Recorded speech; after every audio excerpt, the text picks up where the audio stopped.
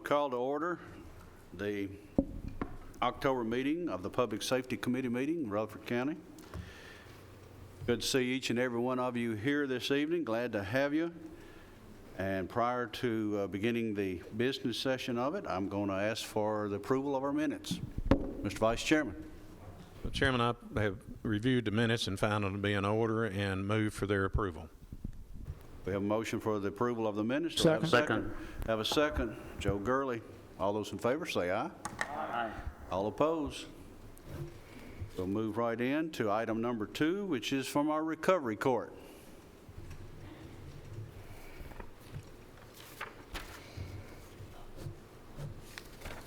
Good evening. To start our report, I will let you know that we had 14 new participants who came in the month of September. We also had 2, I believe, that graduated our program in the month of September with 7 terminations. Those were either self-terminations or people who had been absconded for quite some time.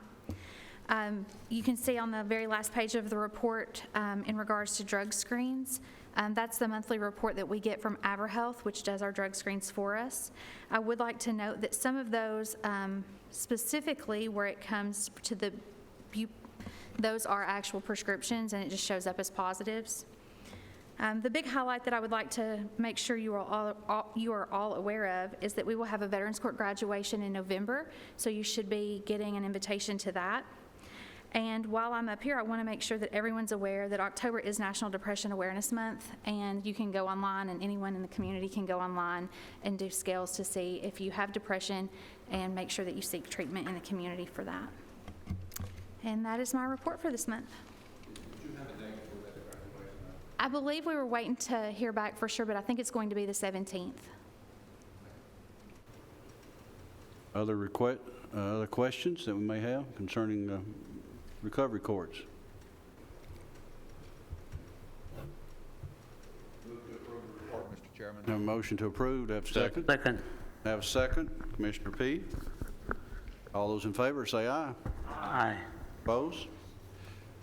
Report approved. Thank you.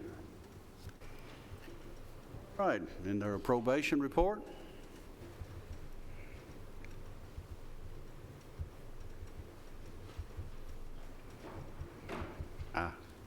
Hello. For the month of September, we terminated or closed out 82 cases, individual cases. We had a total termination of cases for the month of September at 957 for the month. We had 61 participants in our individual classes that we offer at our office. We did have 19 of those 61 complete, with 1 discharged unsuccessfully. Down to our olive branch details, we did help, we're able to help 2 individuals for the month of September. Of those 2 individuals, both of those individuals were homeless.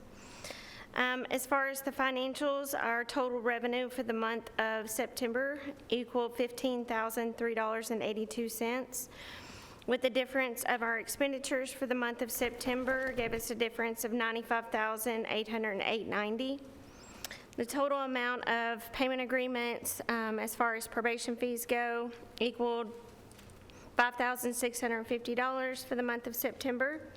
For those that failed to enter payment agreements, they owed a total of $3,382. So far this fiscal year, we've turned over $18,860.95 to the clerk's office to be collected through payment agreements.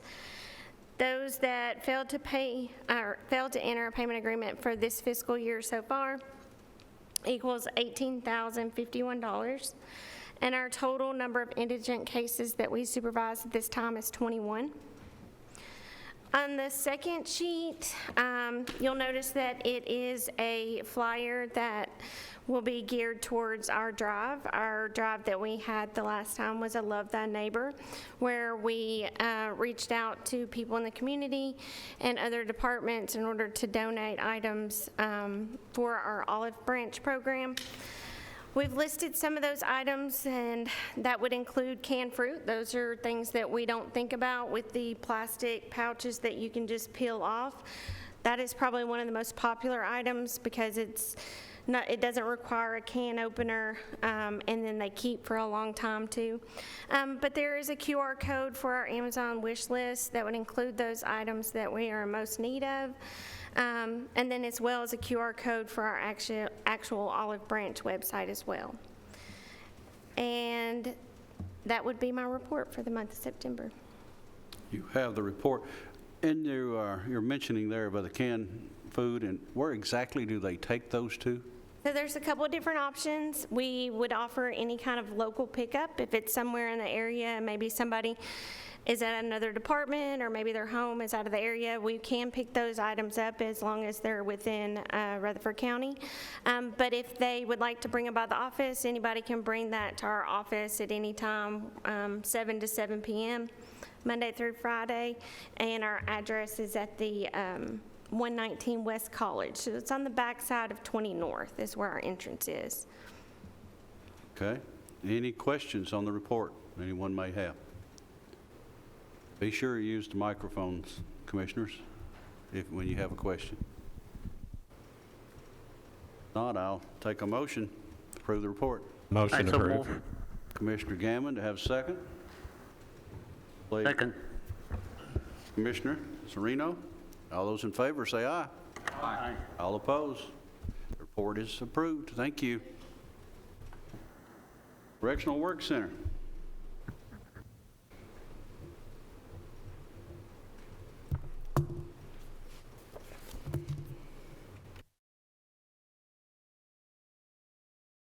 Good evening. Evening.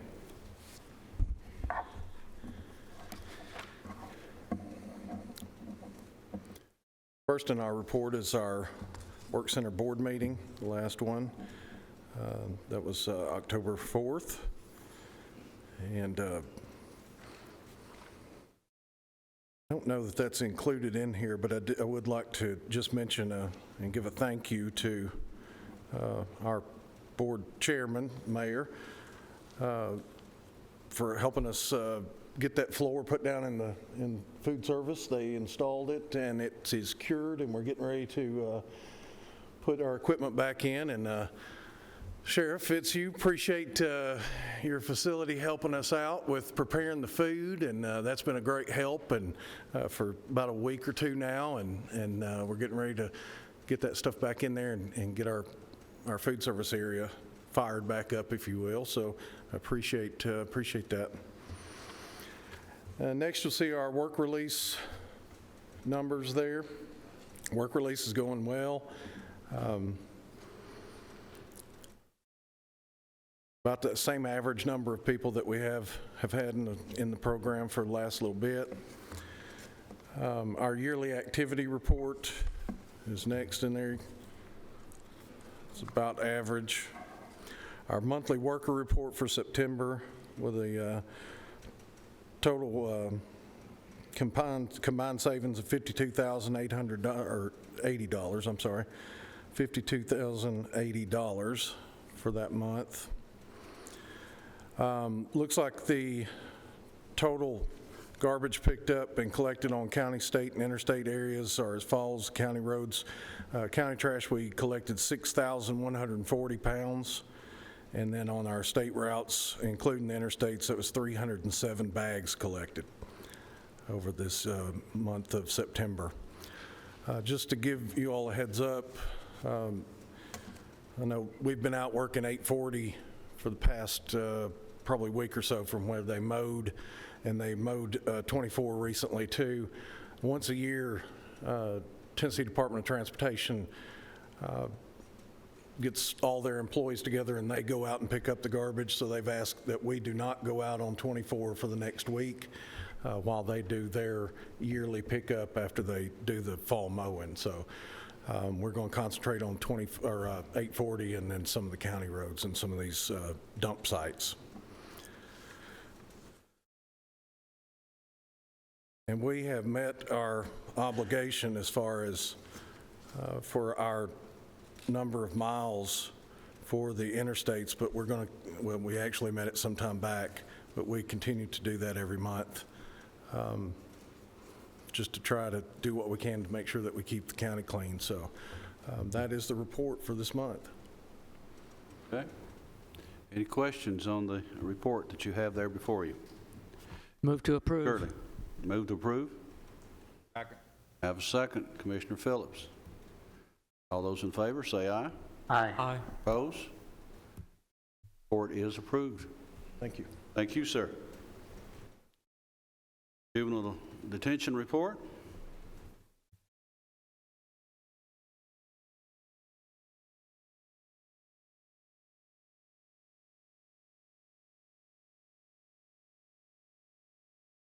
Good evening. Before you, you will have our report for the month of September.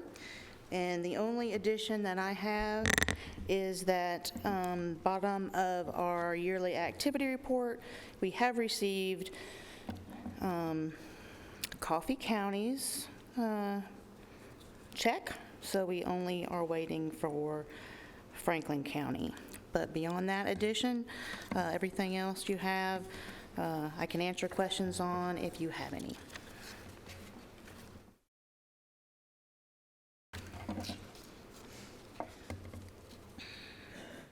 Any questions for Ms. Duke? Compared to the last few years, what's our head counts looking like now? We are averaging probably 18, where in years past, perhaps 20, mid-20s. Thank you. Commissioners, any other questions? Move to approve, Mr. Chairman. Mr. Phillips moves to approve. Do I have a second? Second. Sereno makes a second. All those in favor say aye. Aye. Opposed? Report is approved. Thank you. Thank you. Public safety, starting with the director.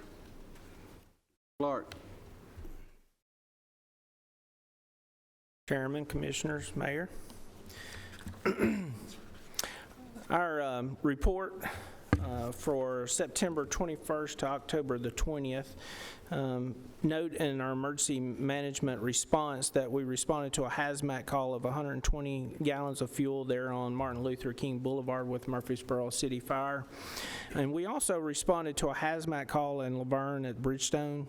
It was estimated of 225 gallons of amine, which is a corrosive inflammable material that was released inside that plant. And everybody did a great job and worked together and mitigated the problem. In our training, Tim Hooker, our assistant director, he spent a lot of time with several of the fire departments to produce a hazmat awareness and operations training. And that was approximately a week long, and he was pretty exhausted after that event. Also, first time ever, our emergency management participated in an emergency vehicle operation course. That was kind of interesting.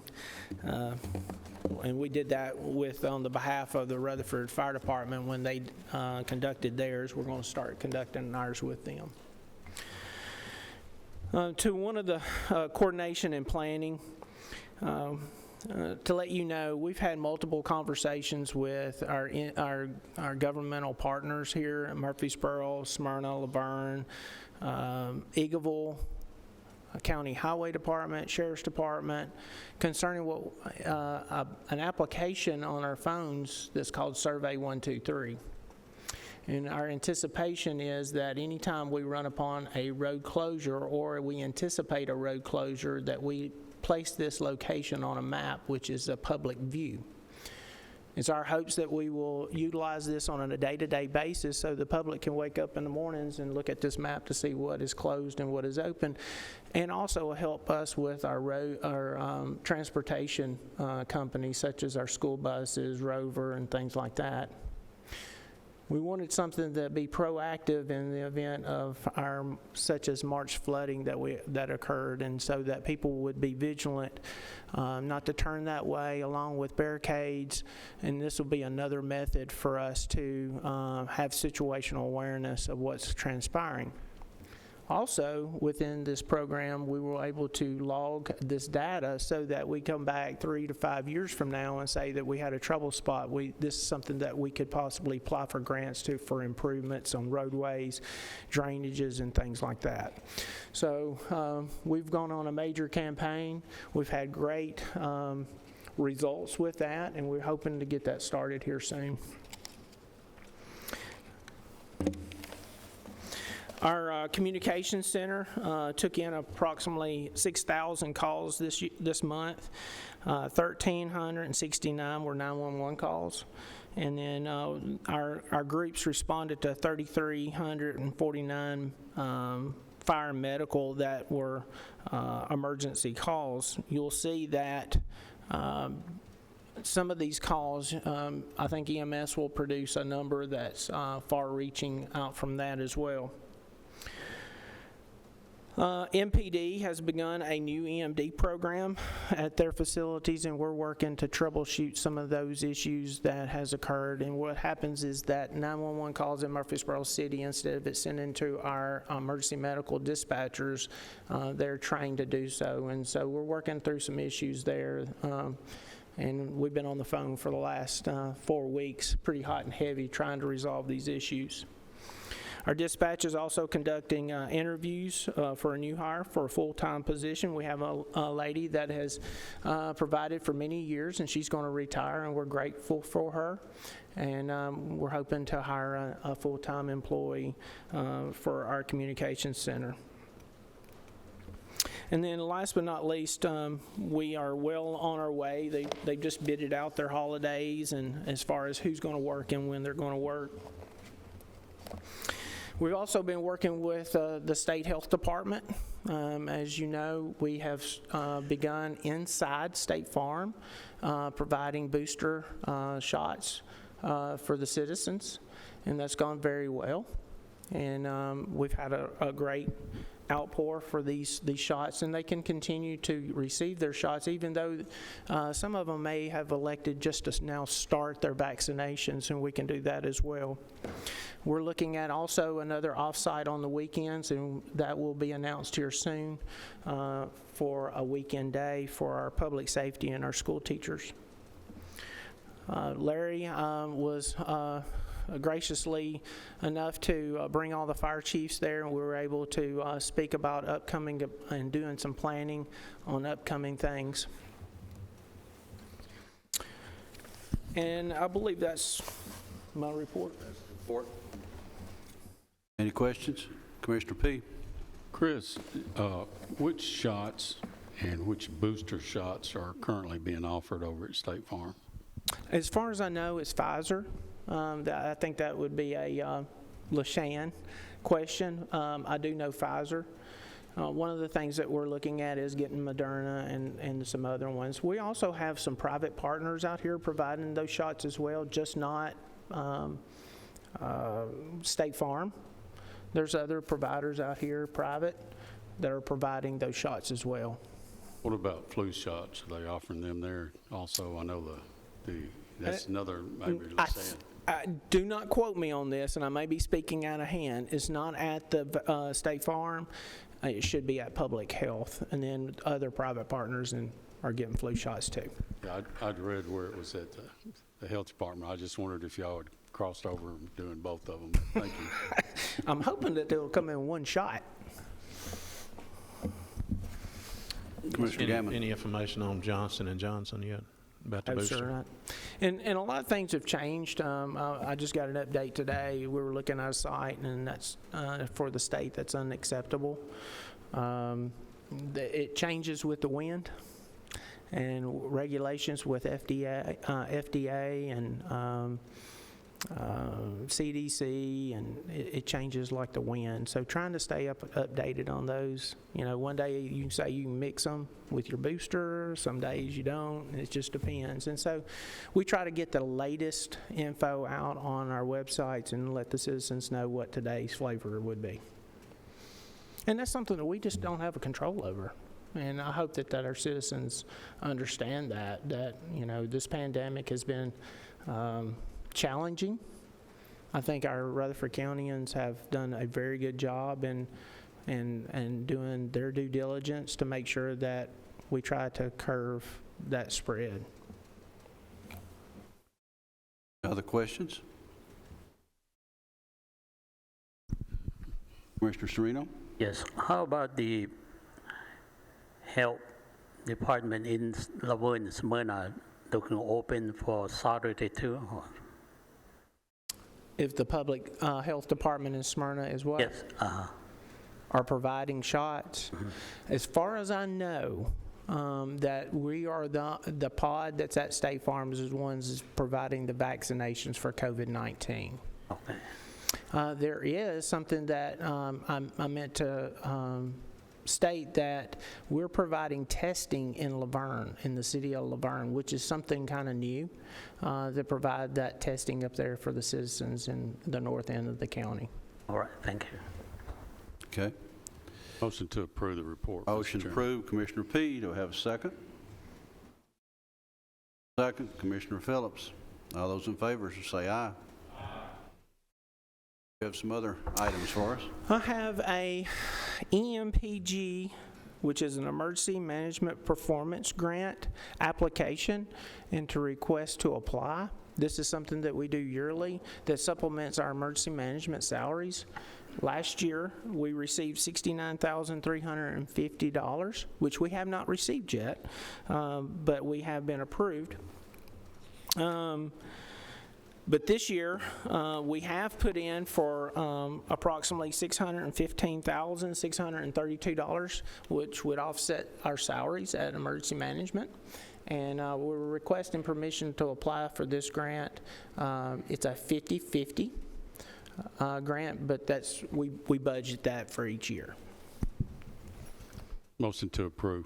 Motion to approve the grant. Second. Second, Commissioner Gammon. Call the roll.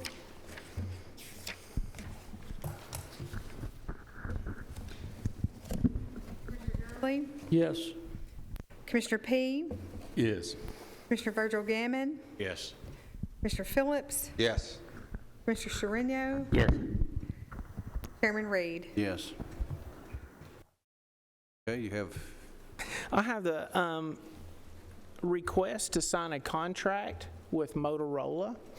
If you remember that a couple months back we had some items that we found out that we needed, and we had a surplus of equipment to trade in. And one of those was this FSO, would be a full-time tech here. And a request that allow the mayor to sign this contract. It's a 10-year contract, being that the first 2 years we're going to utilize the money that we had out of that credit. And this is just the contract for that. Applaud County Attorney Nick Christensen to getting this together within a matter of hours, and also through Motorola. So it's been kind of chaotic today to make sure that it gets in front of you today. If I'm not mistaken, we had already approved doing that. We just hadn't nailed down the contract itself, so I'll again you make a have a motion. copy of it there. in Yeah, here. yeah, I've been perusing it, but anyway, I'll make a motion to allow the mayor to sign that contract, which the commission has already approved. Okay. Yeah. I'll second that. We have the second over here, have the motion over here, and the second over here, Commissioner Gurley. Call the roll. Commissioner Gammon, Yes. Commissioner Gurley, Yes. Commissioner P., Yes. Commissioner Phillips, Yes. Commissioner Sereno, Yes. Chairman Reed. Yes. Right, and I believe you have some more for us. Last but not least, the next contract is with Web EOC. This is a software that provides situational awareness to our partners that are with us here in Rutherford County and abroad across the state, that we can share situational awareness. We can request resources. It provides a day-to-day situational awareness to our partners. This is an emergency operation management software. I will say that speaking with the county attorney, there was a couple items that he adjusted. We've sent it back to the company for approval, and he stated that he would have all this quote-unquote flushed out by the time that the commission would meet. This is a 3-year contract. We had budgeted for the first year. It's in our budget this year to provide for that first year of service.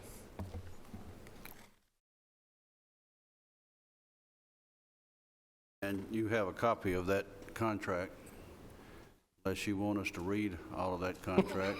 Pretty lengthy. Well, I want to look and see what the cost is for the next 2 years, since we paid for the first. Yes, sir. Page 17 of 21, the second year is $40,322, and then the next year, the third and last year, is $43,535. And this is something that we've never had before to provide to. We can get reports from the field, looking at our progress. We could have used this greatly with COVID-19, tornadoes, and just everyday situational, whether it's snow days such as that, that we can utilize this. I'd like to go ahead, Commissioner. I was just going to say, you've already budgeted for the first year. Is the contract for 3 years or for just 1 year right now? Just 1 year. So we would pay the $67,000 this year and then budget the second year next year and then the third year. Well, my question is since this is something new we hadn't had, want to wait till see the results from how it works before we jump into in a second and third year? Or what's your thoughts on that? We've evaluated this. This is the same software that that the state utilizes, and this will communicate with them. So we're very familiar with the software and what it's capable. The state of Tennessee's TEMA. That's exactly what I was going to say. We have, the EMA has had in times past limited access when the Homeland Security dollars were flowing back in the previous years, 7 or 8 years ago. TEMA gave us some access to this. It's a great tool. It allows for total management of the situation. We've just never had it in-house where we could use it as a management tool within our own agencies. In other words, who has, once it's populated and everything with all the resources, who has a generator, who has 100 cones for traffic control, who has this or that, and it can be used by law enforcement, EMS, fire, EMA. So it's a great tool. We've just never had full access to it. But those of us who have worked in emergency management before, it is a good tool. It's not a come lately tool like the last year. I was using it. I've been retired 6 years, and I was using it well before that. So it's a tried and proven tool. Does it cost more for our fire and police to use it also? No, or sir. Your contract covers all of that? Yes, it will. I'm pretty sure it's multiple users, and so they can program it to their phones, and we could send that situational reports back to the Emergency Operations Center, and we can guide, and they send a request for 5 backhoes. If we don't have that, we'll just send that straight by data straight to TEMA to find us 5 backhoes. It's pretty robust. It's been utilized years and years and years across the United States. And then also it's able to integrate mapping, such as what we just talked about, the Survey 123, and we can it integrates within that system through Esri. Do you know if we have, or if this could be paid for with some of the grant monies that we have? It may be a question for the mayor. Could this be paid for through our grants, some of the grants that we've got out there, grant monies? We'll have to take a close look at that, Chairman, because the last grant that we have has to be COVID related. I think we could figure some way to make it COVID related.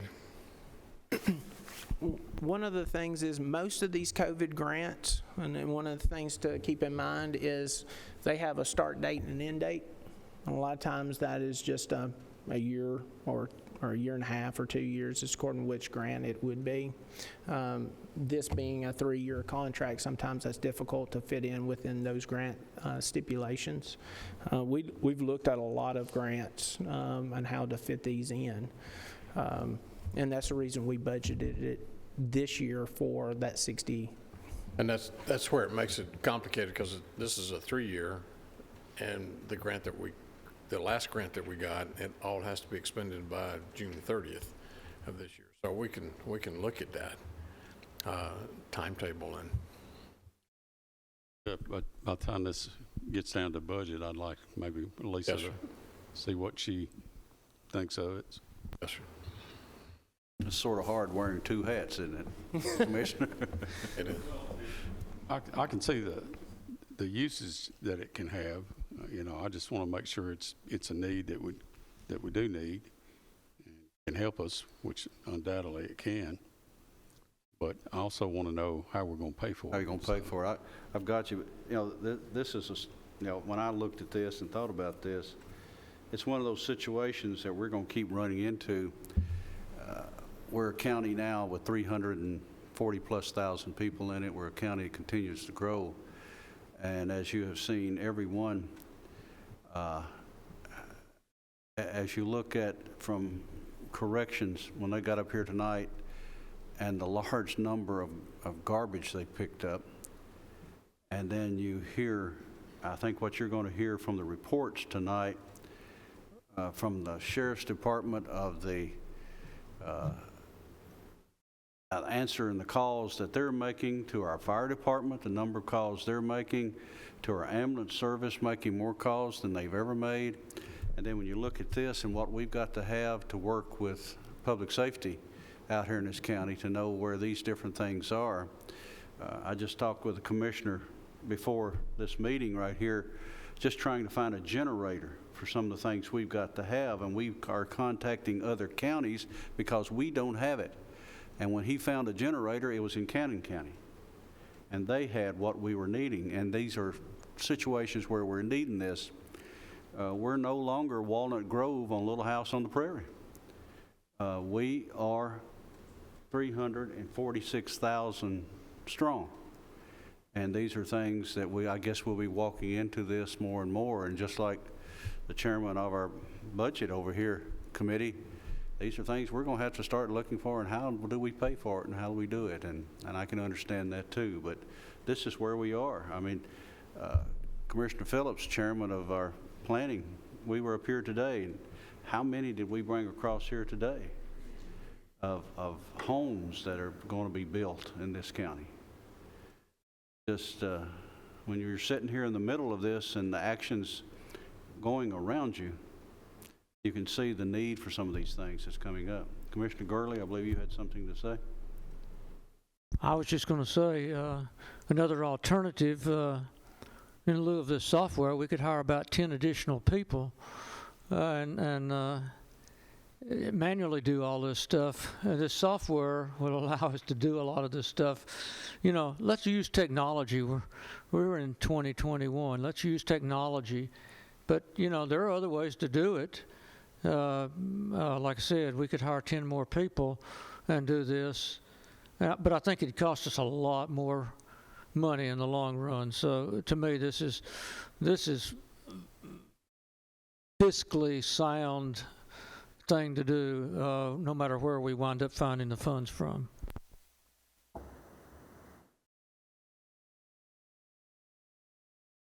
Make a motion to approve this. Have a motion to approve. Second. Have a second. Further discussion? Call the roll.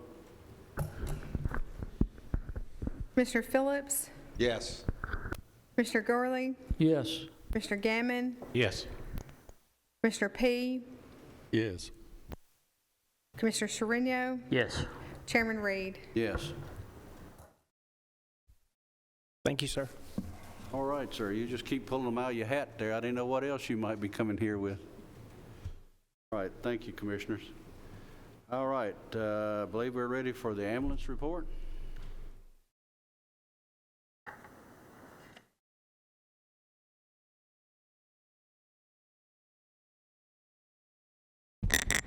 Mr. Chairman, I'm going to let Melanie go first. Okay.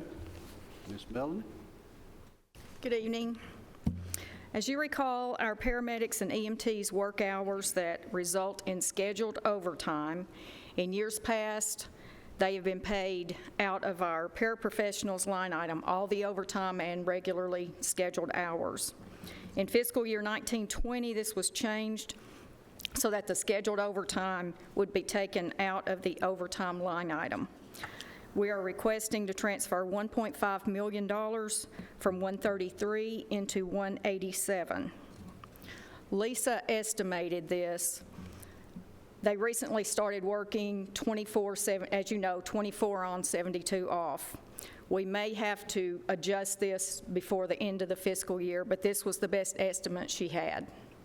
And last year, we transferred $2 million, so this is less than it was last year.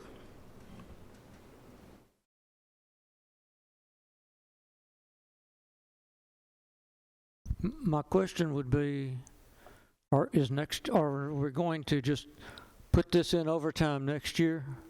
Now that we've got a pretty good idea that we're going to have to transfer 1.5 or $2 million, $2 million last year, 1.5 plus this year, why not just put it in overtime to start with?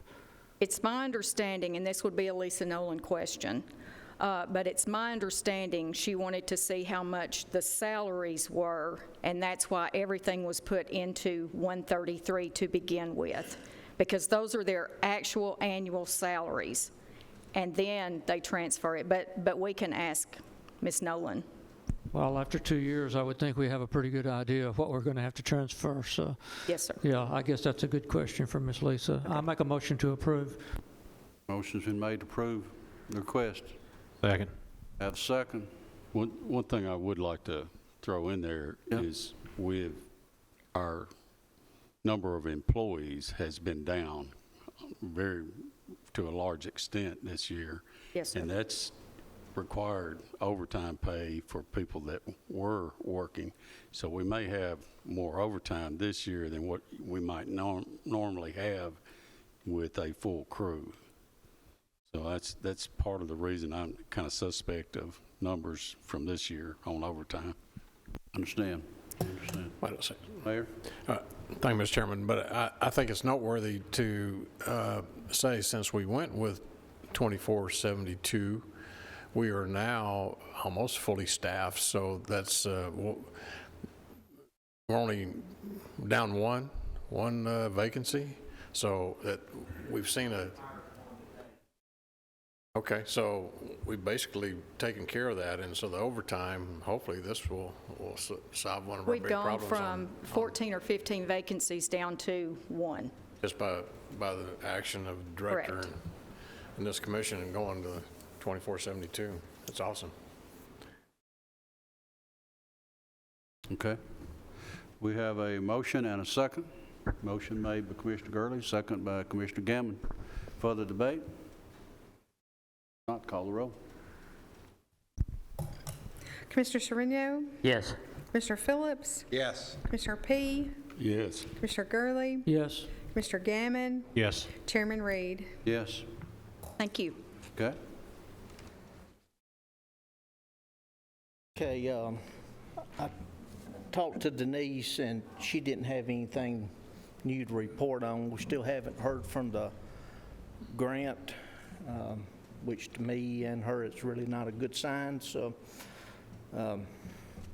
But we do also understand that the people who approve and all this are kind of behind because of COVID and stuff, so. Okay, on the ambulance side, we've set a record along with other departments. We did 3,871 emergency calls, 80 hospital transfers with a total of 3,951 calls. If you remember, our average used to be around 3,100, 3,200 at times, but we did almost 4,000 calls for the month of September. Expectantly, our response times jumped up. There's some other issues that, as far as that, but right now they're at 7.5. I'm not happy with that. There's some other issues that me and the public safety director is working on, and the mayor's aware of some of the issues, but we're in the process of straightening some stuff out. So I believe we're going to see some improvement on our response times. We had 138 deaths that we either responded on or investigated. We received $3,450 from the state on those investigations. Out of those 138, 32 were sent for an autopsy. And year to date on autopsies, we spent $62,000. I'm sorry. For that month, we spent $62,720. Year to date, we've sent 93 for autopsies, and year to date, we've paid $182,280. On the billing side, we billed $1,848,983. We collected $932,559. Projected year-to-date collections are at $2,598,170. Projected collections are at $10,392,680. Our collection rate's at 70%. We had $521,275 in insurance write-offs and $209,140 in other write-offs. September 12th, we did switch over to our new billing company. The transition was very smooth. I stayed out of the way and let the girls do their thing, and from what Melanie and Debbie are telling me, everything is going pretty smooth, and I'm hoping within the next 2 months we'll probably start seeing some improvements, gradual improvements. But during the transition, I don't know if next month's collections are going to look bad, but just please keep in mind we had a transition to go through in order to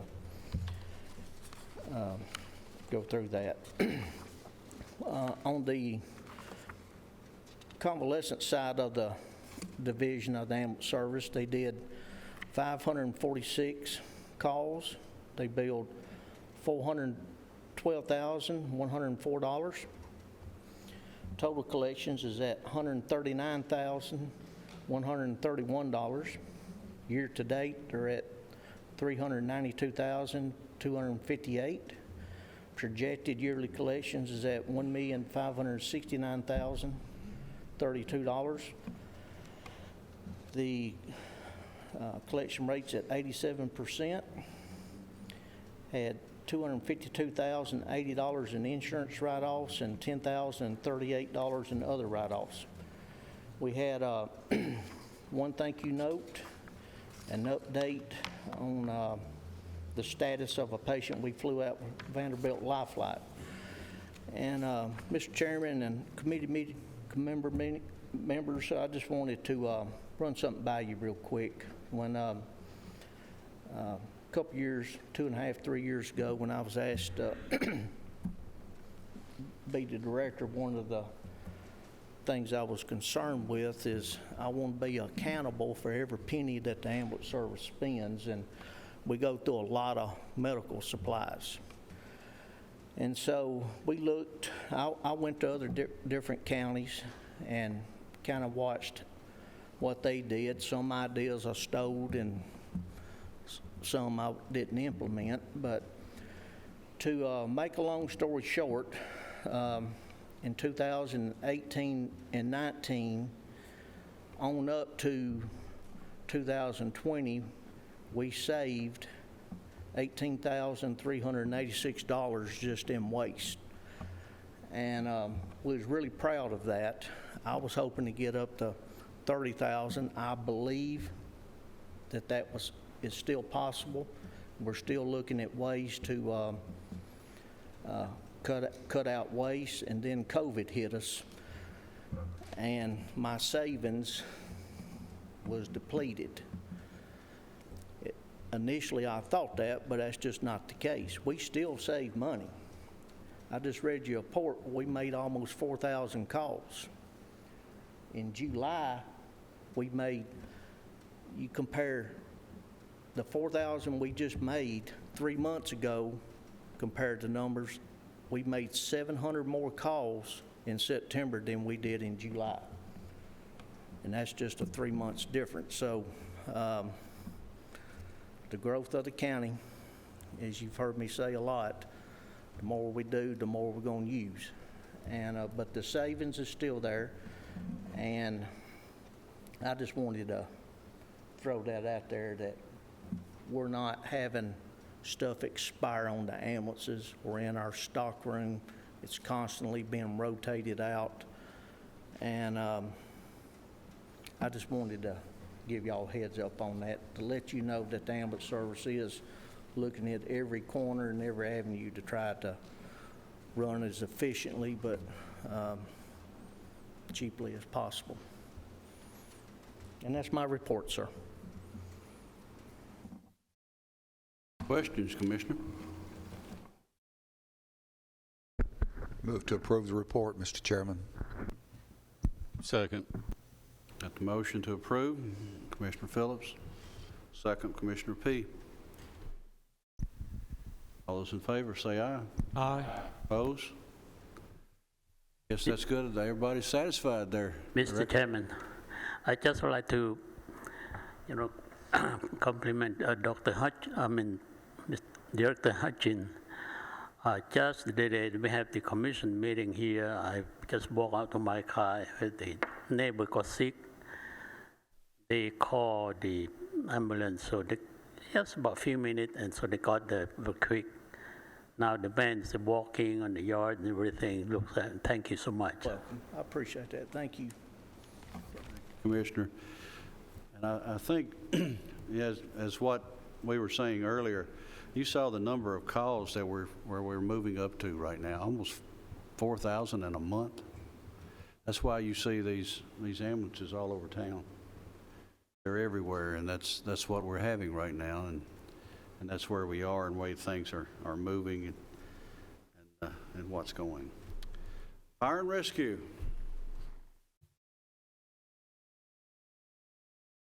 I think y'all are going to be pulling a few rabbits out of the hat too, aren't you?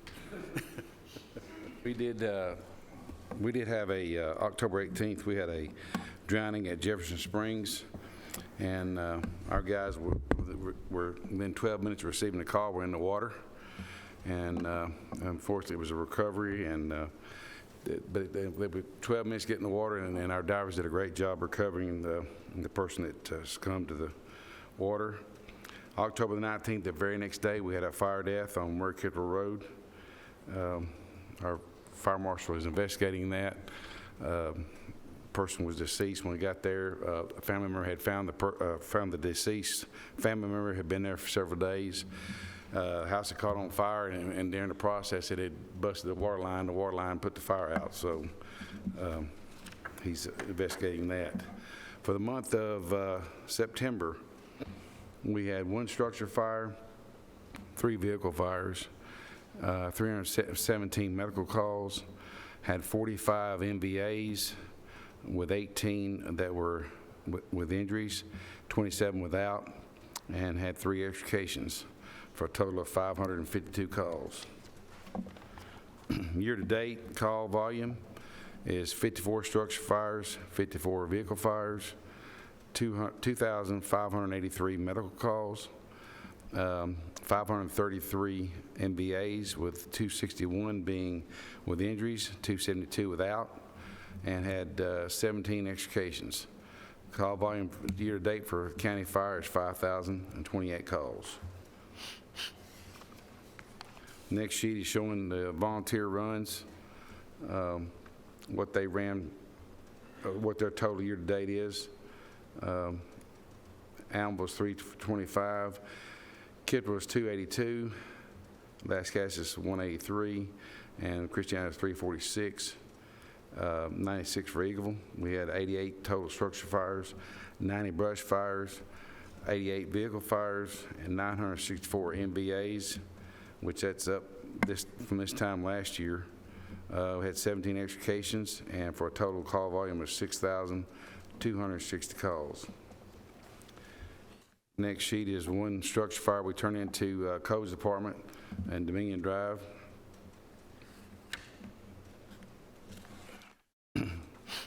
And that shows the fire investigation for Dominion. 28 smoke detectors installed for that month of September. That's starting to pick up with COVID, as COVID declines. The next sheet is showing our illegal burns and their location. And for your information, Rutherford County Fire Rescue is looking at changing schedules. We've looked at this. Several other departments are doing this. Mount Juliet, Brentwood Fire Rescue, Noblesville Fire Department, and Spring Hill Fire Department is about to go this same schedule. It's 48 on, 96 off. We brought this up in a staff meeting, and some of our officers wanted to try it, so we did a survey. 80% of our department voted for it, so we're going to do a 6 months trial to July.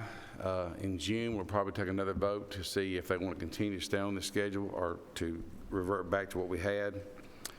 Looking at this same schedule, it's the same hours per month, same amount of shifts per month. It's no extra cost to the county. It's less fatigue for firefighters, less sick time usage, reduces overtime, and it's also a great recruitment tool to our department, because a lot of other departments, they're on 2 days, they're off 4, and it evens out to instead of having 60 days, let's say 40 days off a year, they got 60 days off. So we're going to do a trial on that, and if it works well, then we're going to we'll stay on that schedule. And that completes my report, Mr. Chairman. Questions on the report? What's the current schedule? 24 or 48. They're on 1 day off 2. They'll be on 2 days and off 4. And with the extra days off, and we've seen good results with EMS going to 24/72. Of course, we can't afford to do that as far as money-wise, but this doesn't cost any extra money, and actually it gives the guys 4 days off and gives them more rest time. Yeah, I think it gives them family time and so on a lot. Yeah. And if the guys really needs to pick up a second job, it gives them, I know a lot of firefighters with some of the departments that, they have second jobs, and it's allows them to do that and schedule extra work and so on. And so, yeah, if it works, I think a trial is a great way to go. If it works, then do it. If it don't work, then go back the old way. And I think from the statistics I've been reading, It does help on a lot of the overtime, sick time, and from people like we've talked to, a lot of the firefighters from other departments said if we go to this, then if there's openings, they're going to apply for it. So I think it'd be a good recruitment tool. Yeah, I think as far as the sick time, I mean, it gives you more time to recover if you've got a time. I mean, you know, a lot of bugs you get, and you can get over them in 2 or 3 days, but if you got to go back to work in 2 days, you're not really there. And This will be 2 complete cycles, and I feel like we got to do 2 complete cycles for everybody to get the full benefit of it. It's going to be probably some adjustments for the family, but I think overall it'll be more time spent with family. So, I mean, from what we've read and what other departments have done. do you need a motion from us, or are you just telling us you were doing The it? mayor's approved it. So, I mean, That's y'all fine want to approve with it, that's me. fine, but there's no cost to it. So it's just a change of schedule. Just trial process too, right now. Well, one quick question. You've worked out vacation, personal time off, and all of those kind of things that would work into the schedule? Well, actually, we're not going to start this to January 1st, so we'll go through the holidays, and because we got people already scheduled time off, but this will actually cut down on overtime, cut down on reduced sick days too, based on what we've studied. You worked all this out through HR as well? Yeah. Thank you. Matter of fact, they seen the same benefits I seen from it. Questions on the report? Motion to approve. Motion approved. Commissioner Second. Gammon, second. Commissioner Sereno. All those in favor of the report, say aye. Aye. Opposed? Report is approved. Okay, I've got some code adoptions that we're going to do, and I'm going to ask our fire marshal to come up here and present that to you.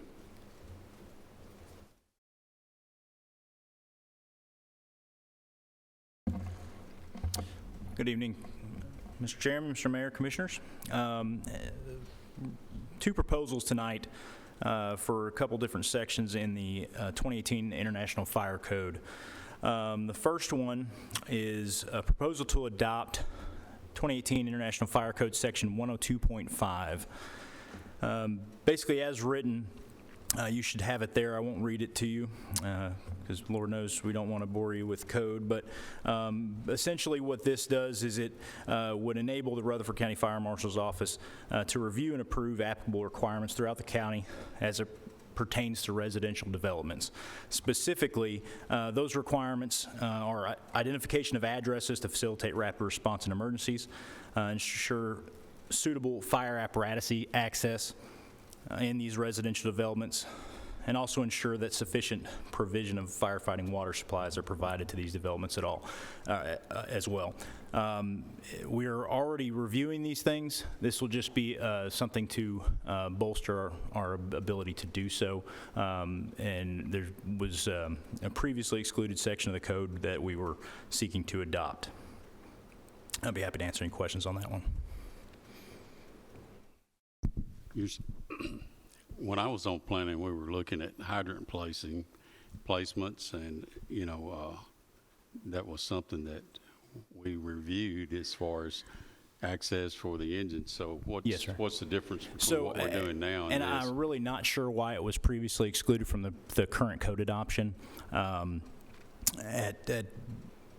When I took over in this role, I began reviewing our code adoptions and what was removed. This was one section that was removed, and to your point, Commissioner, that is something we are already doing. I just want to make sure that our code supports our authority to do that from the fire marshal standpoint. When you're saying your code, you're talking about the fire code. The county's adopted fire code. You're not talking about the county planning commission's. Well, of course, the County Planning Commission has certain, course, rules and everything that they're reviewing also. This was specifically pertaining to the county's adopted fire code. Yes, sir. Okay, I just want to make sure that they're both one and the same. Yes, sir. Yes, sir. This is the part of the code document that the county has approved as our code. This was just a previously excluded section. Mr. P., I can tell you that our fire marshal is now at all of our planning commission meetings. Keep us on track with those too. This is something that we're having. Well, I'm really glad to hear that. When I started on the commission and was on planning, we weren't requiring fire hydrants in our subdivisions. And that's something I fought for, and glad to say that we got. Yeah, absolutely. So there's been a dramatic change. You know, the old person that was over CUD somehow or other didn't seem to like firefighters very much. And as a matter of fact, welded up a lot of our hydrants. Have you noticed that?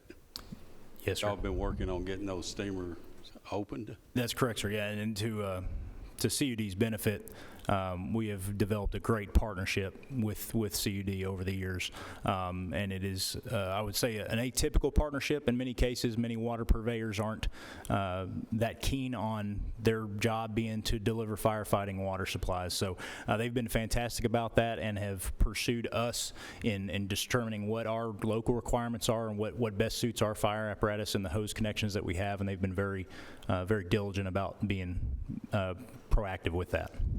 Well, having bashed them a little bit, I want to repeat the same thing you have said. There's a world of difference between their attitude as far as working with us, and they go out of their way to work with us. So everybody be clear on that. Yes, sir. They're not doing what they had done in the past under different leadership. It's changed a lot. Yes, sir. Other questions?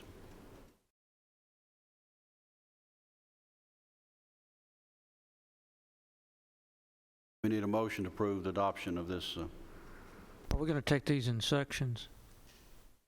Because there's another section here. That It's up to you all. There are two. This second would be a second proposal. You want to take them in? You want to take them individually? Yes, sir. I think that'd probably be.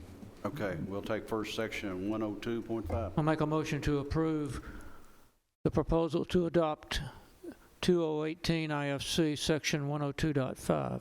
All right, have the motion to approve that one. Do I have a second?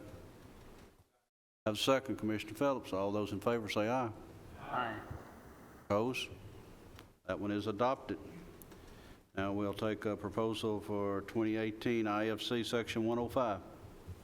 Thank you, Mr. Chairman. Again, in doing my reviews on the current code adoptions, one thing that was a prominent something that we would definitely like to see is Section 105. Section 105 deals with permits, allows the fire code official in Rutherford County within the Fire Marshal's office to ensure life safety of residents and visitors to Rutherford County by ensuring that fire protection systems and certain hazardous operations are conducted in an approved and appropriate manner.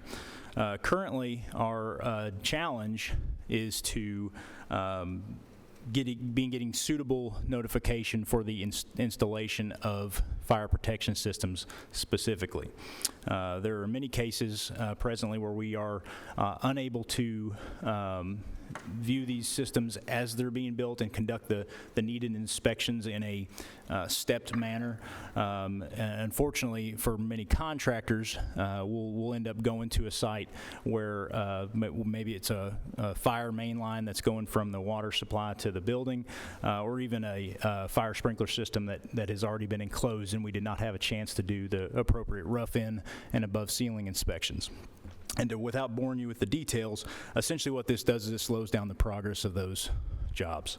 What a permitting process would allow us to do is that it would give us ample notification, just as a building permit does for the codes department, to allow them to know when these buildings are being built. This permitting process would allow us to know that these systems are being installed, certain work is being done, and certain operations are in progress to allow us sufficient notice to do these inspections. Again, this would apply to fire protection systems, alarm systems, as well as certain hazardous operations that are taking place within the county. In addition, this permitting process would allow us to keep and maintain and begin to collect specific data for these systems that are actually present in the county. Currently, unless inspections have been done here recently, there's very little database to determine what kind of fire protection systems that we have, whether it be a sprinkler system, fire alarm, or hood suppression system. In a restaurant, we just don't know exactly what we have. And as we've all commented, even here tonight, with the growth of the county, this is something we have to get ahead of. If you will, I will refer you to the next page on the report. This would be a proposed permit and fee schedule. Yes, sir. Now, this is what I don't know that I have enough information on tonight, because I'm not sure, you know, I see some things here that are kind of broad. The mobile food prep, does that mean a food truck? Yes, sir. That's specifically dealing with food trucks, which are very prominent and are of a significant interest for us. Mobile fuel dispensing facilities, does that mean a guy who's got a tank and pump fueling up his tractor? No, sir. That's specifically dealing with fueling stations, your gas stations. Places of assembly, and that's pretty broad. So as an example, the assembly would deal with a structure that we have that is classified through the code as a place of assembly. So just using an example of something we're seeing pretty regularly throughout the county would be a wedding venue. So somebody builds a building for the purposes of a wedding venue that's classified as an assembly, and of course there's numerous code requirements for that. As an assembly building, there would be a special permit for operating that, and again allowing us to maintain information on those buildings as well.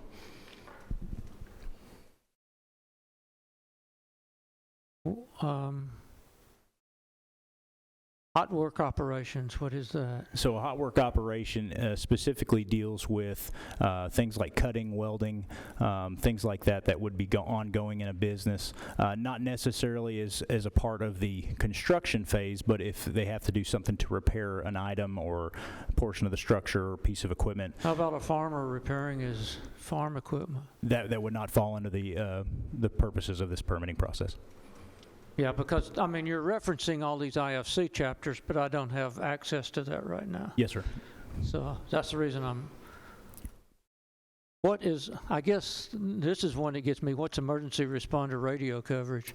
Yes, sir. So the emergency responder radio coverage provision in the International Fire Code, and I don't know, it came around either in the 2012 cycle or 2015. This have to do with being able to talk in a building? Yes, sir. That's exactly okay. right.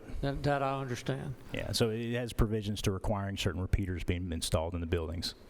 And so that permit specifically. So if we adopt this, then ongoing, then we would require, in buildings that could not be penetrated by our current system, we would require BDAs to be installed in That's those exactly buildings. right, sir. Yes, sir. Are there not already state regulations that require that on buildings? Yes, sir, and we do enforce the code to that effect. This would just allow the county to permit those and ensure that in those buildings that are required to have them, that the associated permit goes with it. Is this just for commercial purposes, or is this for residential also? No, so this would be commercial only. Then why are we doing what the state's already doing? Are you wanting to do? And then two, how many more people are you going to have to do this, and how much money is that going to cost? Sure. Very good question. So the state does not regulate all these permits in the county.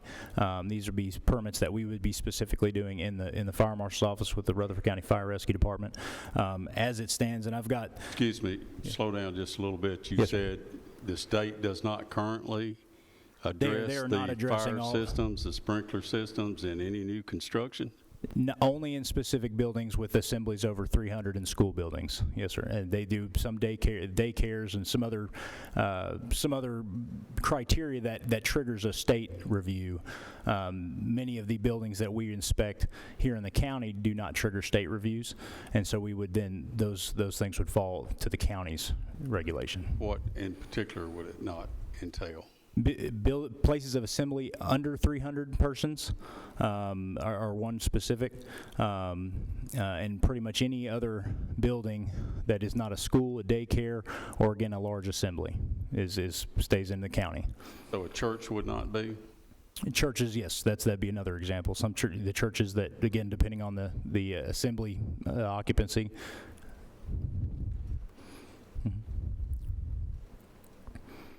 So I've got Director Bell and Director DeMosi here. We have had extensive conversations with them on the adoption of this, and they've here to again show support for this program. We've discussed as far as personnel to conduct this program would be not needed any additional personnel at this time. We'd be able to tie into CityWorks, the same system that the Codes Department uses for their permitting process, and so we'd be able to collect those payments electronically and issue those permits electronically as well. Why can our current Codes Department not check this as they're doing their inspections? Well, so within the Fire Marshal's office, we specialize in the inspection of these specific fire-related things, and I can allow Director Bell to comment specifically as to why they've got a lot to deal with on their end. That was the purpose, for my position, was to address the fire code and life safety issues in the county, and that is our focus and our technical expertise. And you're saying it's not going to cost any more right now. That's because you're not doing any right now. Is that correct? No, sir. At this time, we anticipate that the use of CityWorks and the electronic permitting process would be handled by myself. So you're doing inspections right now? Yes, sir. Even though we hadn't approved you to do that? So this does not allow us to do inspections. The adopted fire code in the county allows us to do inspections. This process would simply implement the Section 105 provisions, which gives the Fire Marshal's office the authority to develop permits, issue those permits, and collect associated fees for those permits. And again, allowing us to establish these processes, which would allow us to keep better track of these jobs that are being done, ensuring that they're being installed in accordance with the code, and making sure they're being installed properly, and trigger our inspection process. One of the things that the last thing I want is just to have some kind of facility that we have some kind of catastrophic accident due to the fact that it wasn't properly vetted and so on. That being said, I'm not sure I got enough information tonight. I'd like you to point me where Ifc, I can access these. I can probably go online and access that. These chapters, send this list to us. Let me look at this and get a little bit better feel of it. I mean, I've done a lot of this in times past. I just, right now, I'm not sure. I think because of this is the reason it was probably excluded a few years ago when we adopted the 2018 code. But I think I'm in support of this. But I hate to vote on something not being 100% sure. And the only way I can be 100% sure, if I spend a few hours studying the matter, then I know I can vote my conscience. Sure. Because like I said, I'd hate for something to happen, and because we didn't take the due diligence to prevent it. At the same time, I don't want to overburden or implement something that's a little bit, so I think delaying 30 days, coming back 30 days from now, and allowing us to take a better look at this and coming back, because like I said, I think I'm about 90% sure of this, but I'd really like to, I like to study things. I like to really look at it. Well, to answer your question, and specifically Commissioner P., back when we accepted adopted the fire code, that gave me the authority to inspect buildings as a fire inspector. I've got to have a license to do that. So once we adopted the fire code, I have to do the fire code inspection on all commercial buildings that didn't trigger the state fire department. What triggers the state fire department is any assembly over 300 people, church, wedding venue, whatever. But I was already inspecting everything locally on just commercial structures only. What he's trying to do, and the reason we didn't adopt 105 is because as fire chief and fire marshal, I couldn't do all that. I couldn't maintain all that. Well, now he's taking this on as our specifically fire marshal to study the code, and these are only on commercial buildings. It's just to make sure that we have all the information, know what people are building out there. We can inspect the underground fire lines, the sprinklers, do an inspection of the ceiling, but do a thorough job. And this was just will be permitted through an online system that Doug and Tanya have in process.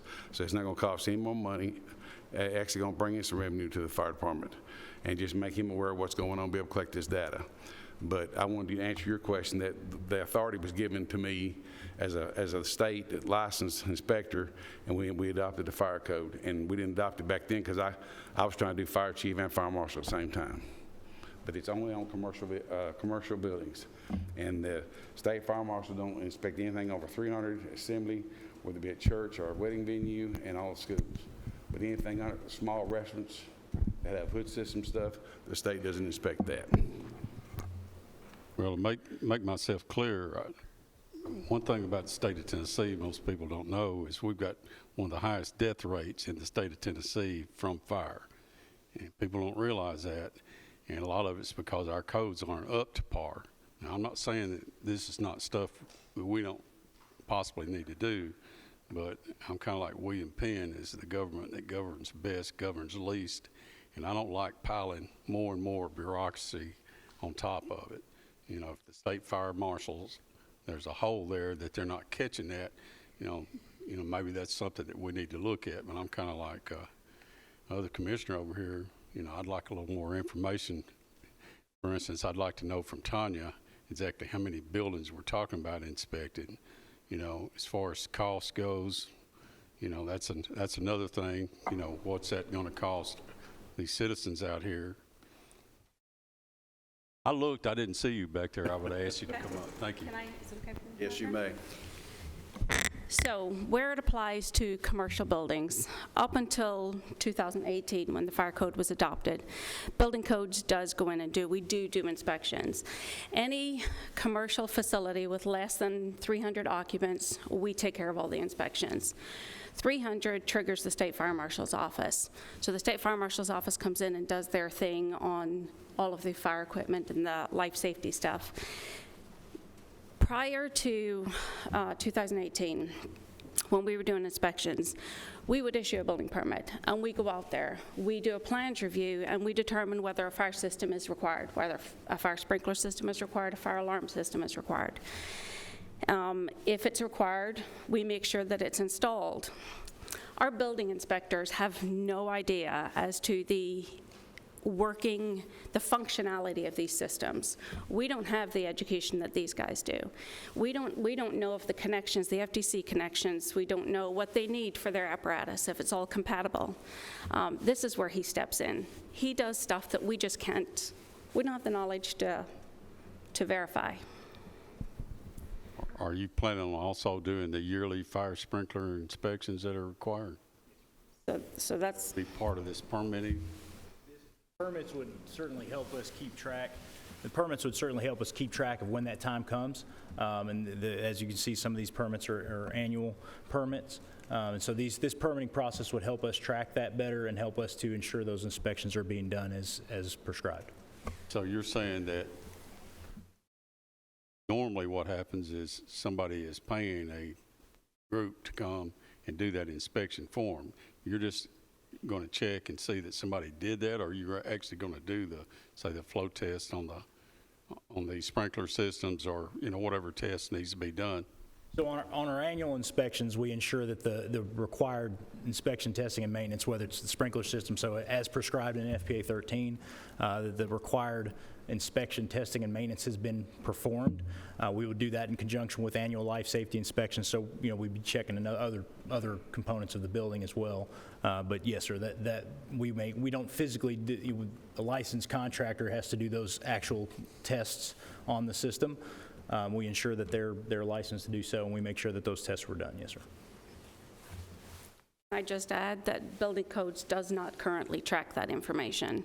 The only time we ever get to go in and verify that an annual inspection was done is if that facility happens to get an addition done or a remodel, and we've got a reason to be in there doing an inspection. That's the only time an annual inspection or any type of inspection to verify that they are keeping up with their annual inspections is done, or was done until So how many 2018. structures per year are we looking at? Oh my gosh, you caught me off guard. Probably about 20 tops, and that is all kinds of, that's assembly. Right now we have some dollar stores, churches. That would be any kind of, we don't have any more than about 25 commercial permits a year. Well, I can see one person being able to handle 20 a year.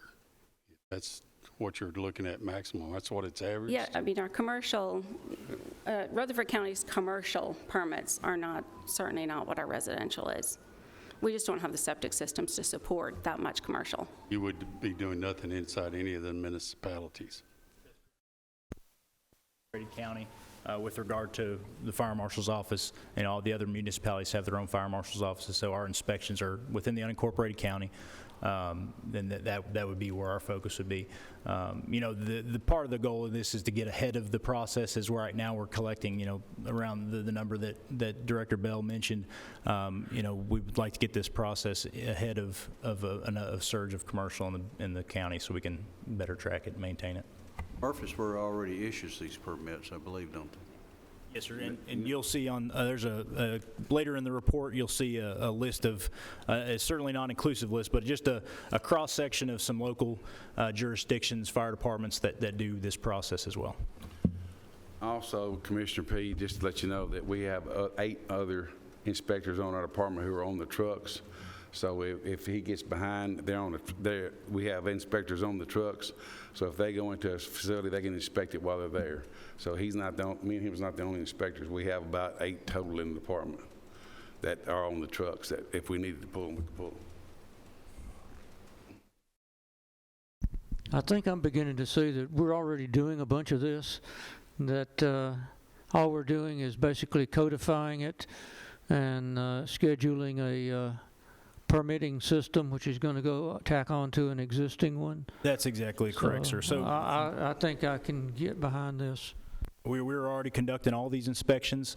This just empowers us, gives us the ability that we need to be able to track it better and you know, ensure that these inspections are getting triggered at the right time. I'll go ahead and make a motion to approve this. What amount of money are you approving? I'm approving no additional funds. If he wants additional funds, he'll have to ask for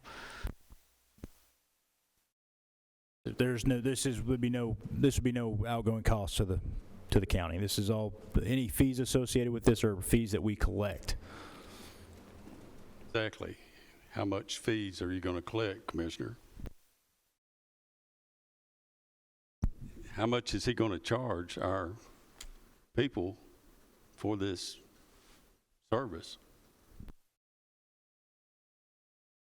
When you say our people, are you talking about general citizens, or are you talking, the schedule is here? Well, the 20, I mean, that's what I'm asking. How much money are you talking about on your fees? Yes, sir. You'll see in the permit and fee schedule.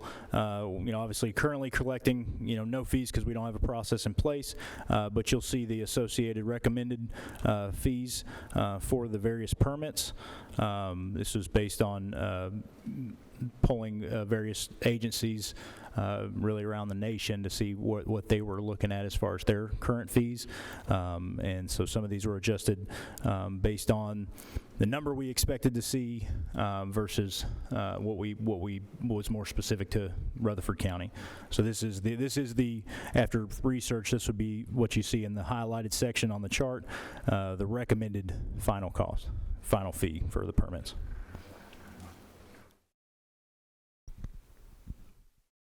Mr.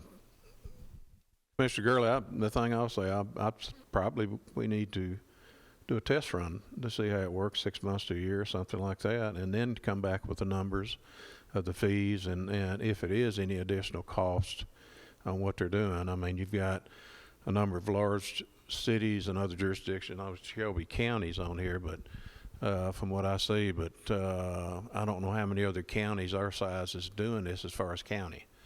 And really, it's a service I look at, a safety service to the citizens. So, you know, I think kind of like we did with the ambulance service before, let's test it. I can change my motion to approve this for a 1-year period, and we come back and adopt it for 1 year and come back. As we just heard Director Bale state, and I got to thinking about it, yeah, we really don't have a lot of commercial property in the county. 90% of the commercial property, or 95% of the commercial property located in Rutherford County is located within a municipal corporate city limits, so therefore is not subject to Rutherford County as far as fire codes, et cetera. It falls under, I've already got a list of things I can't do in the town of Smyrna because I live in within the corporate limits of Smyrna. So yes, I'll make the motion to adopt this for a period of 1 year and revisit it at the end of a year and see where we stand. I'll second that motion.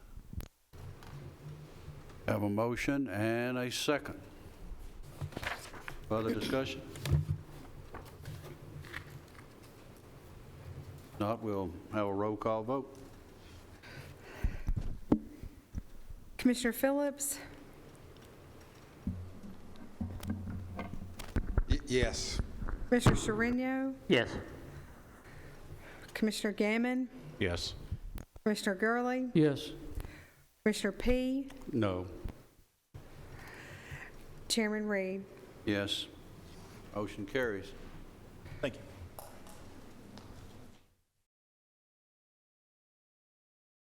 Right. I believe radio system had something to report, I believe.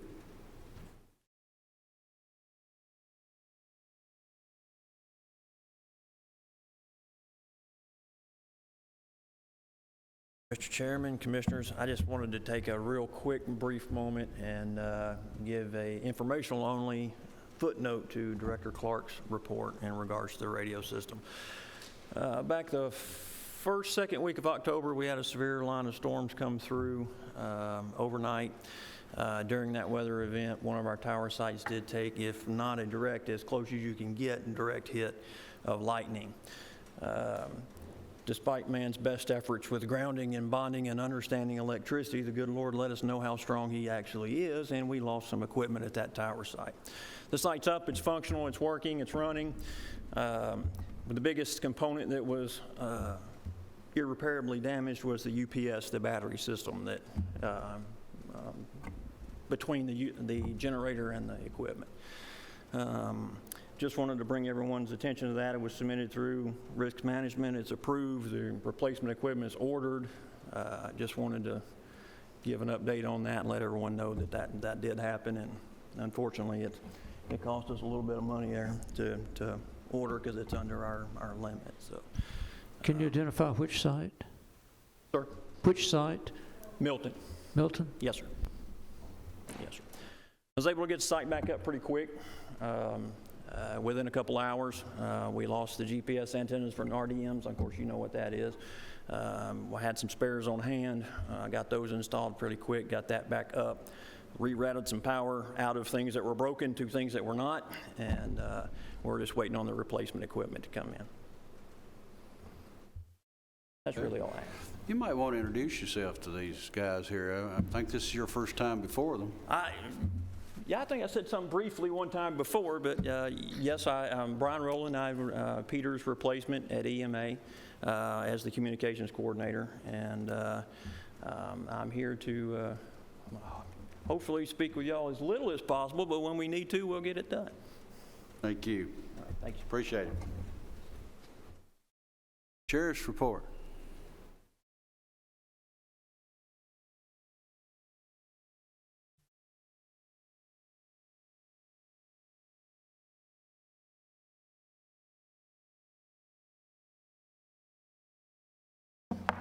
Hello. Good evening.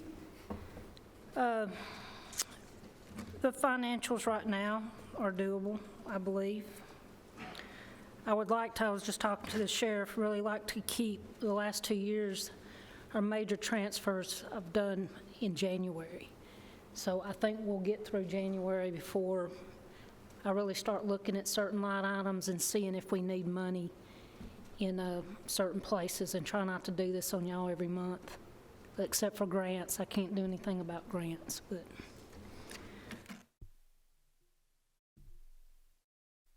Overtime will become an issue, I think y'all all, but at this rate, we'll have plenty in salaries to pay the overtime, so.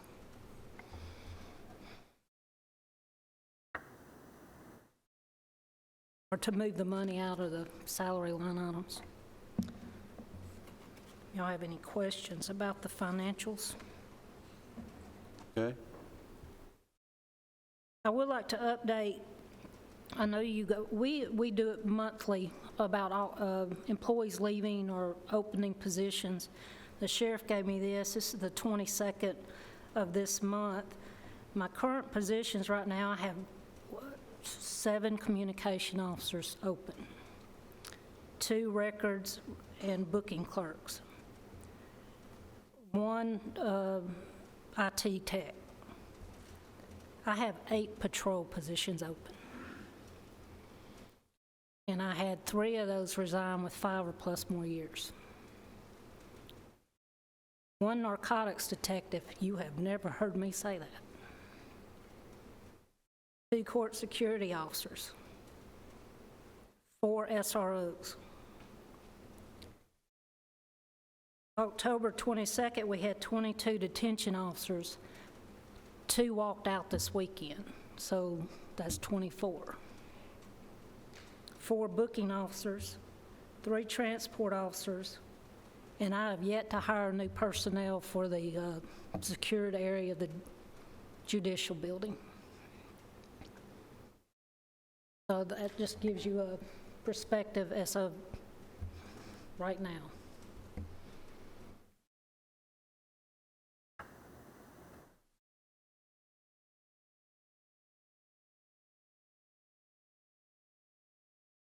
Now, really, I don't know how our detention, they're really stepping up, but I don't know how much longer we'll be able to do that either. You've got people putting in a lot of hours.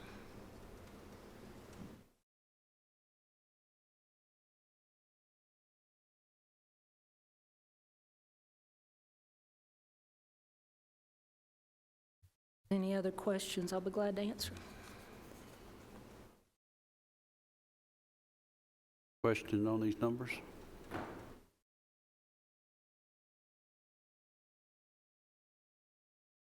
think the report I received today, you're showing what, a total of 720 inmates? Is that about? Going up, but we also did a pretty big pen run the other day too, so.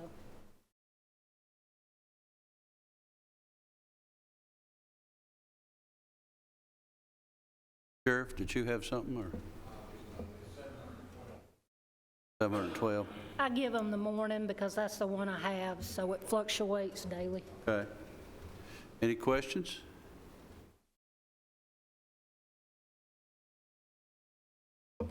Not have. Move to approve. Have approved the report. Have a second? Second.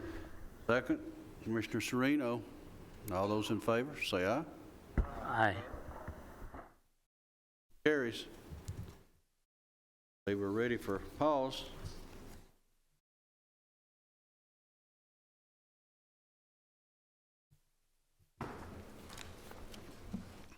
Good evening. For the month of September, we had 478 animals come into the shelter.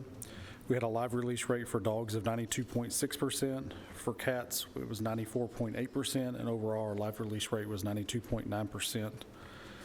Our officers were able to close out 1,832 calls, traveling 11,839 miles. Fiscal year to date, we've had 1,612 animals enter the shelter. Our overall live release rate was 92.1%. 5,221 calls handled by our animal control officers that's completed. That put them traveling 36,735 miles. For our rabies exposure and bite report, we had 46 bites for the month. 1 of those was tested, came back as negative. We had a total of 10 other exposures. 2 of those were sent for testing. 1 of those did come back positive. It was a skunk that had gotten into had been killed by a dog. So those animals are under a home observation period. And then the last page of the report is just the graph that I give you all so you can visually see the live release rate versus euthanasia rate and other outcomes. That's my report, sir.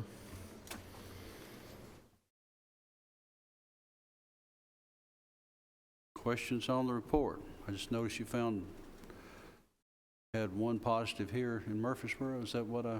Yes, sir. That is a skunk, dogs that were exposed to a rabid skunk. They're under a home observation period for right now under the state.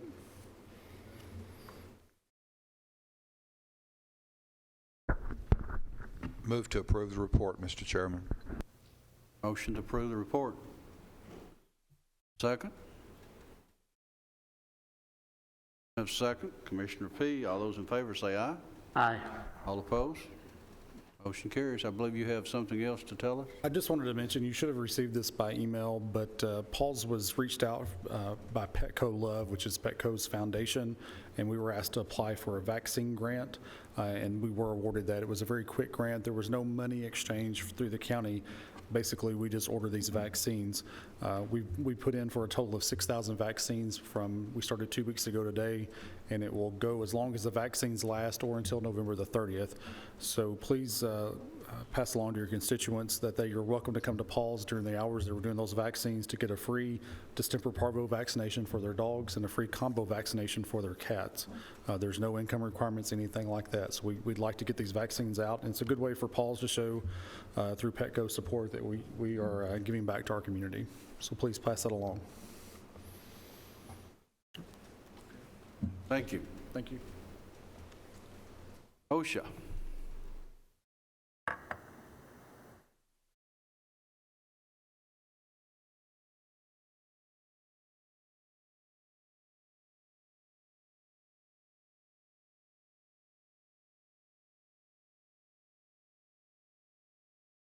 Thank you, sir.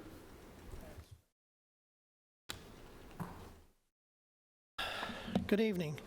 I have Susan Thompson that is going to replace Dan Good as safety coordinator in our office, and I'd like for her to be able to give the report tonight. She comes with us. She's been in our office for over a year. She has her SSH designation, Specialist in Safety and Health. She has her 30-hour class. She also has workers' comp and OJI experience. So if you don't mind, I would like for her to step forward and give the report. The OSHA report for September 2021, our total accidents were 19. That brings our year-to-date calendar total to 130. Of that 130, there was 91 OSHA recordable, with 47 restricted days, 19 lost days claims, and 25 all other recordables. The next page compares this year of 130 total year-to-date to last year with 119 at the same time last year. Our incurred dollars for 2021 are at $467,000. For 2020, at this time, they were $594,000. The breakdown of the 19 injuries, Board of Education, there was 14, and County General, there was 5. That concludes my report. Okay. I have copies of this. Any questions you may have?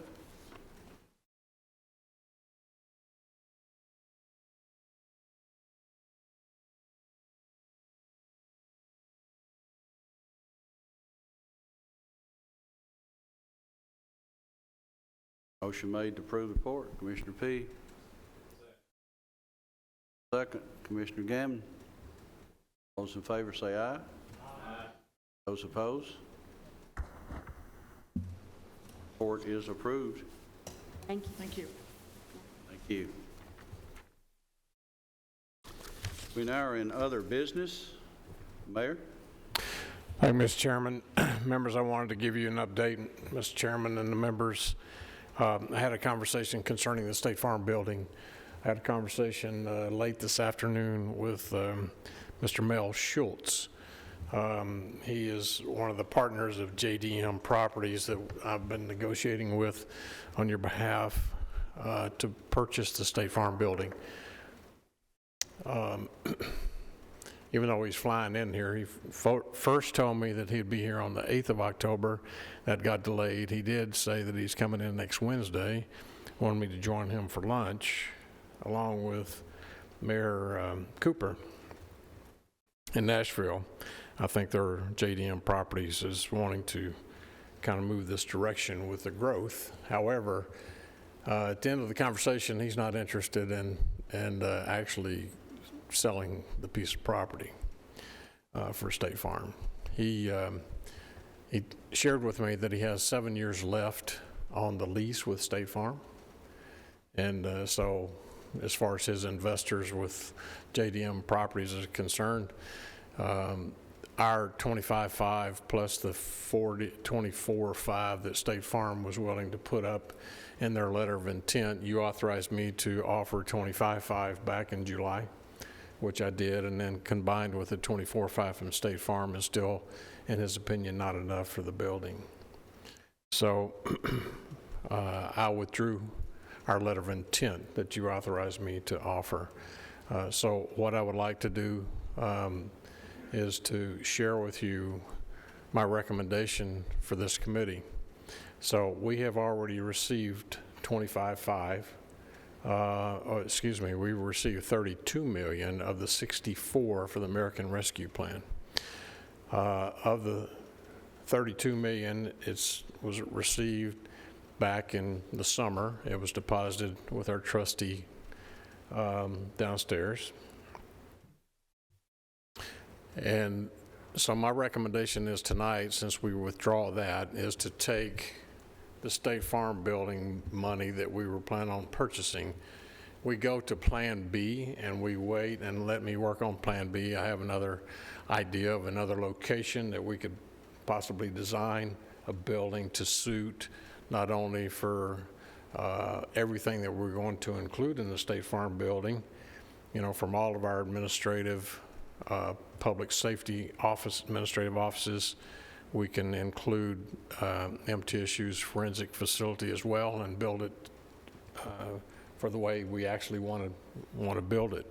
But that'll give us enough time if we can just take what we were planning on doing with the money, the second tranche of the money that would come in June, we'll just flip it. So I'm recommending tonight to you to move forward with all 6 of our public health and safety buildings. We were going to do one, which was going to be the first one at Rockville. And now, since we can't buy the State Farm building, just reverse that, go ahead and move forward. The architect has already done, I think, 4 or 5 of the sites have already been surveyed. The contractors for the PBA have already been interviewed. 2 contractors PBA basically chose was Rock City and American Contractors. So they could, American Contractors wasn't going to get the second public health and safety building until June, and I think that they could probably be prepared to come in now and start both, probably 3 and 3. Might get a better price by going ahead and starting those. That brings us up to probably about $28 to $29 million of the 32 that is in the first tranche of money. So my recommendation to you again tonight is to take some of that balance and let's move forward with giving a $2,000 bonus, if you will, premium payment to all of our employees. Now, under the American Rescue Plan, it states that the county mayor has the authority to determine who is eligible. So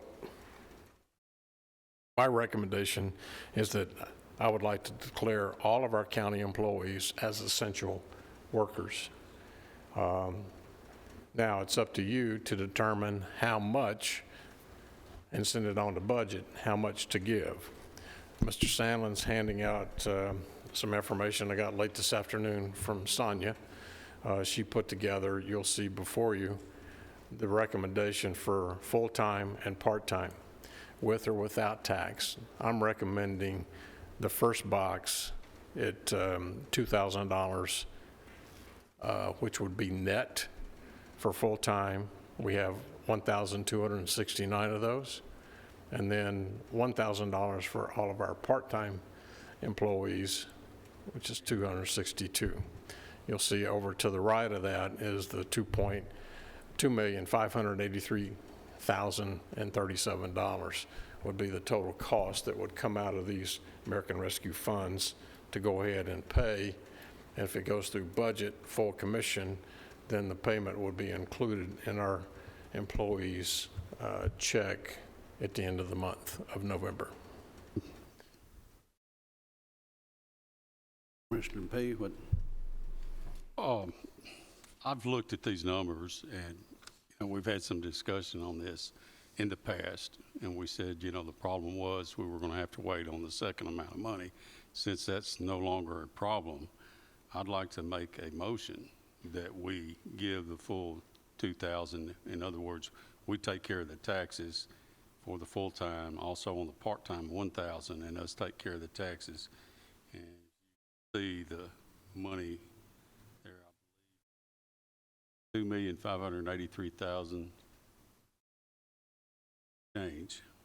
$370. Okay. Yeah, part of mine's cut off, so. Yes. Anyway, I'll make that in the form of a motion. I think Commissioner Gurley was... The motion was 2583, including tax, is that correct? Yes. I'll second. I think Commissioner Gurley was already had his hand up over here. I was just going to say, yeah, let's go ahead and vote on this bonus premium pay, and then we'll get back to the other 5 buildings. Okay. All right. On the pay, this is COVID premium pay, and it's with the tax. I think the motion's been made. Got the second. Further discussion? I'm 100% for it. I just wish we could give the public safety employees just a hair more. I know I may be asking a lot, but I mean at least $500 more, and it's not anybody's more important than the other one.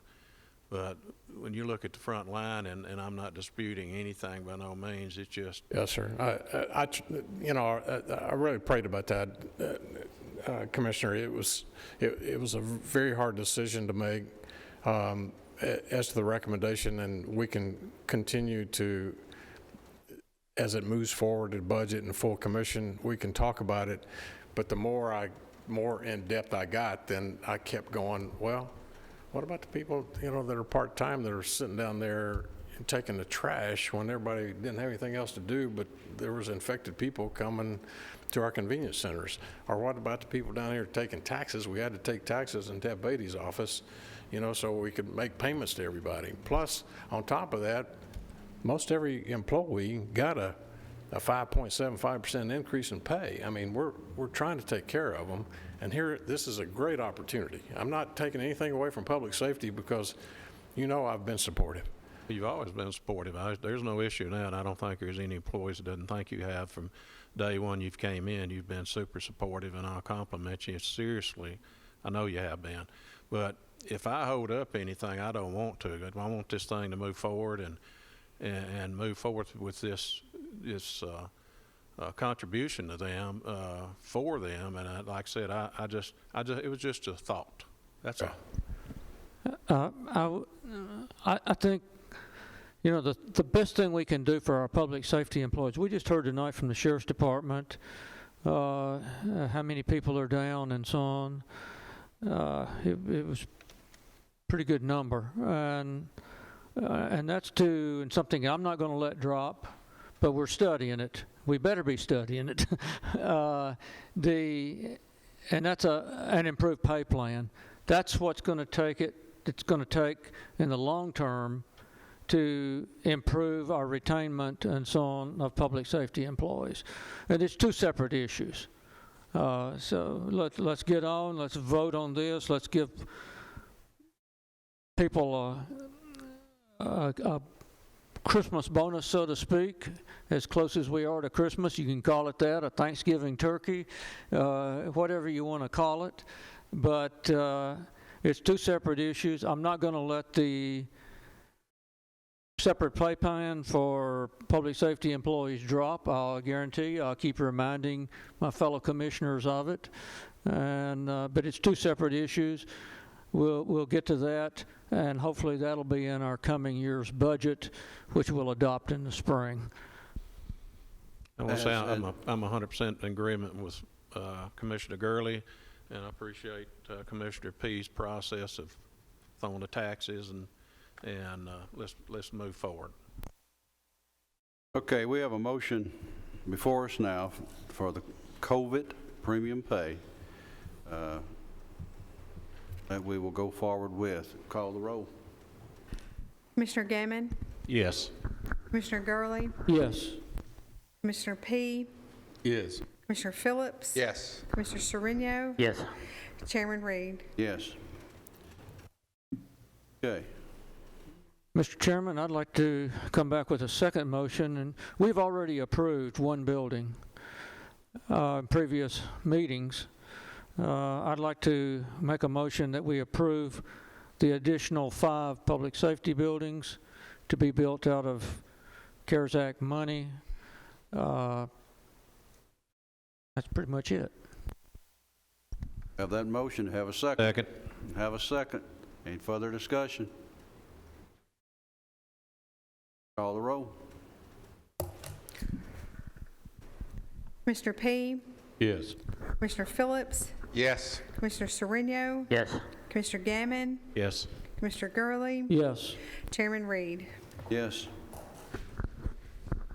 Just so anyone that's out there listening that might think that we're spending Rutherford County taxpayers' dollars, these are all COVID relief fund dollars with certain guidelines attached to them, and we're adhering to those guidelines. Yes, sir, that is correct, and this is what we actually vetted when I submitted this to the comptroller to, even though the final rule hasn't been adopted, you know, the final rule is supposed to be in September, now it's been kicked to December, but at least we vetted this back before we passed the budget. I sent this in letter form explaining it all with all the bullet points to the comptroller's office, who actually will do the auditing of these CARES Act dollars from the U.S. Treasury. So these are not property tax dollars. This is our COVID relief dollars that were awarded to us, a total of $64 million. This is just the first half. And there are members in here tonight. I know Commissioner P and Commissioner Sereno, myself, and the mayor were before the comptroller here in Murfreesboro discussing this back in September or August. Yeah. September. Yeah. So we have discussed this with them on how to use these. So we feel pretty good about that these can be used that way. So it's been that way.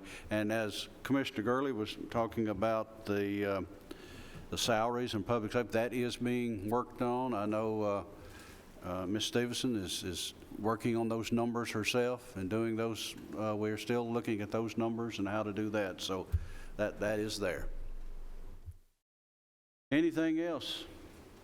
One quick question, Mr. Chairman. Our next meeting is scheduled for Monday, the 22nd of November. It's still on the calendar, correct? Still on the calendar. Only there has been, December has been changed. Very good. It has been changed to, I think, the 20th? Yeah, Monday the 20th in December. Supposed to have your shopping already done by then.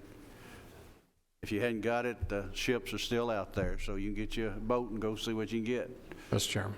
Yes. Would you mind suspending the rules to let Sonia come up? I think she has a survey that she would Motion like to to share. suspend the rules. All those in favor say aye.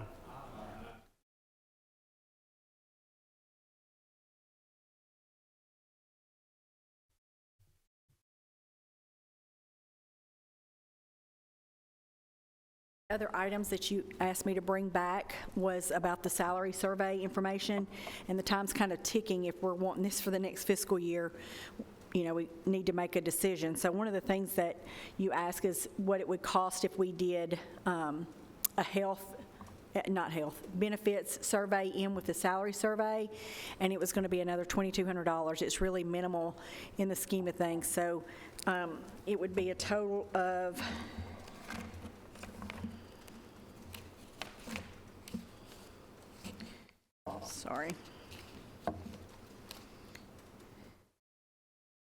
$22,675 for the salary survey and $2,250 for the benefits survey. So about $25,000 to do a complete salary survey, an assessment on creating a true public safety table, and a separate table for the rest of the county general and administrative employees. So I wanted to get your blessing to move it to the next, to budget and then commission if we were going to do that, because he said if he gets this soon, he can hopefully have this done in April for us, and that's going to be kind of pushing it when it comes to budget. Motion to accept. Second that. I got a question or two for you. Okay. Are they going to be as thorough as you were with the ones that you presented us? Yeah.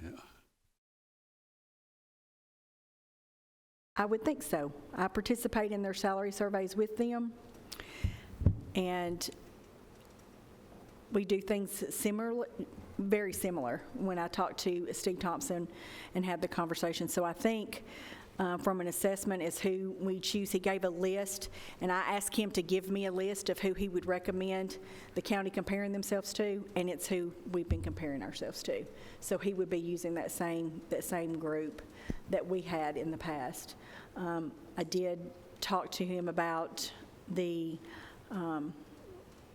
abilities of the cities, municipalities have a larger tax base because it's with sales tax revenue versus the county with property tax revenues, and there is some differences with that does make it a little bit harder on the county than it does the cities when it comes to doing pay increases. But he would take that into consideration and he would present it. He will actually present the data, and then we choose how to implement the data. The only question I had from the data that you showed us last time as far as who we were comparing ourselves to, of course, we didn't want to compare ourselves to the smaller counties, but I noticed Metro was in there. Now, Metro is what, head and shoulders as far as pay goes above anybody in the state. Is that correct, or well, am I?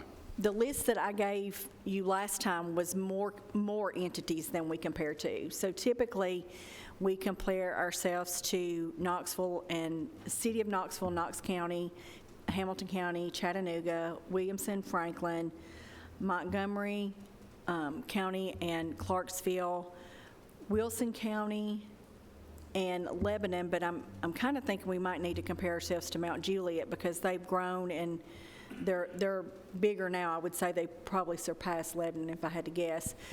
So that would be one tweak that I would want considered. And we obviously would include City of Murfreesboro. They are the largest city in our county. Did I get them all? Is that 6, Williamson? And then what happens with the Metro and the Metro is if there are positions that are unique, because sometimes when you get bigger, you have positions that everybody else doesn't have, and they also take that into consideration. So, But Metro would be, I just want to be clear on who we are looking at. well, you guys decide. When I ask him, this is exactly what he told me. Hold on a second.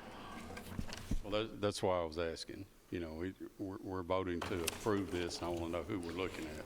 So. He said some of the ones that he would recommend we use as a benchmark would be, of the cities, would be Mount Juliet, Lebanon, Brentwood, Franklin, Gallatin, and then Hamilton County. And he said maybe Bedford County, only because I presented about the Shelbyville increases that they had mentioned. Knoxville, Madison County, Hendersonville. I mean, he's got some in there that we haven't considered in the past. Maury County, then Montgomery's in there, Murfreesboro, Sumner County. We used to compare ourselves to Sumner County, but their pay structure is different. And Wilson County does this in some respects too, is if they say they're going to pay their law enforcement $45,000, they pay all their law enforcement. And I said, you're not taking into consideration, their time. And that's not, to me, fair to pay somebody who's been there a year the same as somebody who's been there 10. So they look at that. And then there's, they do have Metro on the list. Oak Ridge, Smyrna, Williamson County, and Wilson is some that he said might be in our comparable. Obviously, we can tell them who we want to compare ourselves to.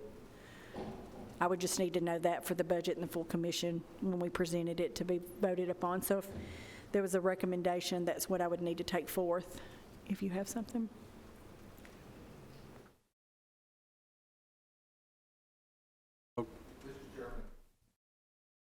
Does all this need to go to the steering committee?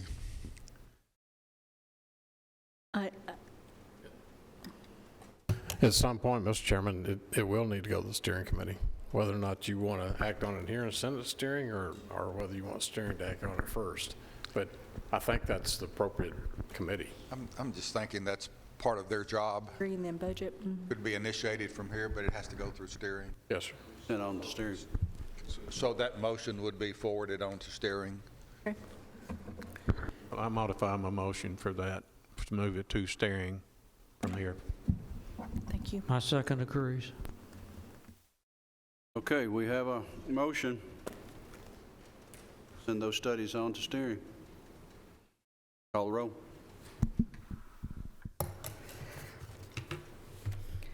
Commissioner Gammon, Yes. Commissioner Gurley, Yes. Commissioner P, Yes. Commissioner Phillips. Yes. Commissioner Sereno, Yes. Chairman Reed. Yes.